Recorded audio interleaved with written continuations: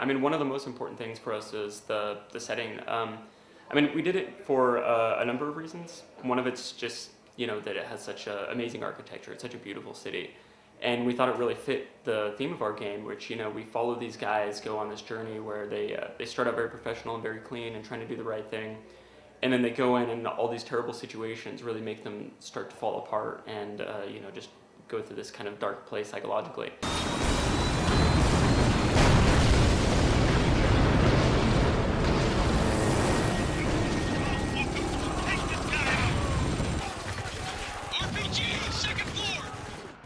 Story overall, as you mentioned, was originally inspired by Heart of Darkness, but we've kind of gone our own direction with it, and we've honestly taken inspiration from a ton of places. So, movies like shows like Generation Kill, movies like Saving Private Ryan, Black Hawk Down, that kind of thing. Really, just the whole genre, and then also some of it's just from events in real life. We have a military advisor on the game that we've been talking with, and he's had some crazy stories and just given a more personal perspective of what it's like to be in these kinds of situations. What it's really the difficult decisions that real soldiers have to make. RPG, second floor!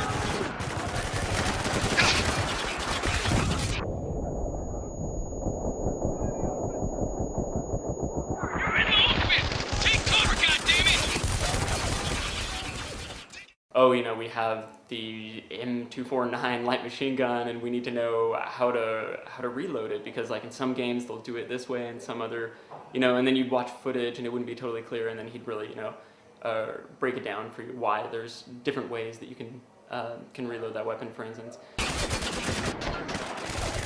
done!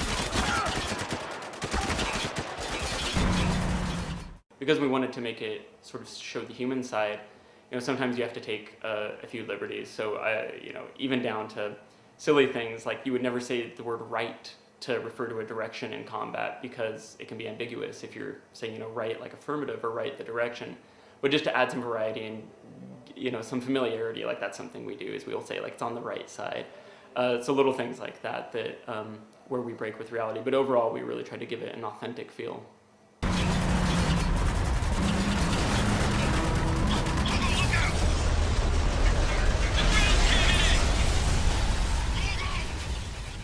The sand gameplay is something that's pretty important to us. So, of course, we have the city that we've wiped out with these sandstorms, and it would be a shame if we didn't use that. So, as you mentioned, one of the things that you can do is use these sand avalanches, where you can just bury people underneath tons of sand and kill them that way. Another more systemic way that we use sand is if you throw a grenade and it lands in the sand, then it'll kick up a huge dust cloud, and that'll cause people to be stunned, bent over and coughing. Of course, it also kills the guys that are closer to the explosion. And then we also have these sand falls where you can shoot it. You'll see some sand trickling from the ceiling, and then you can shoot at that and cause some more sand to come down on people's heads, and that'll stun them as well. And then, of course, there's the sandstorms, which really just bring the combat really up close and personal and change the whole dynamic of how everything feels. And things like long-range weapons, of course, aren't going to be very useful if your aim's swaying all over the place from the wind. Everyone be cool. We got civilians down here. Nice place. You guys seen this shit? Silk curtains? I mean, I would say the biggest thing, honestly, is our narrative. Just watching these characters sort of dissolve psychologically as they go through the story is something that I haven't seen before, and especially the way that we sort of weaved it into the core game. So, obviously in the script, there's moments where you see their stress and you see how they react to the situation. But even just, if you're sitting there in combat, the way they speak, even just down to I'm throwing a grenade, or I'm reloading my gun, or I'm telling my squad mate to go kill this guy. At the beginning of the game, they might be very professional and be like, okay, Tango by the door, take him out.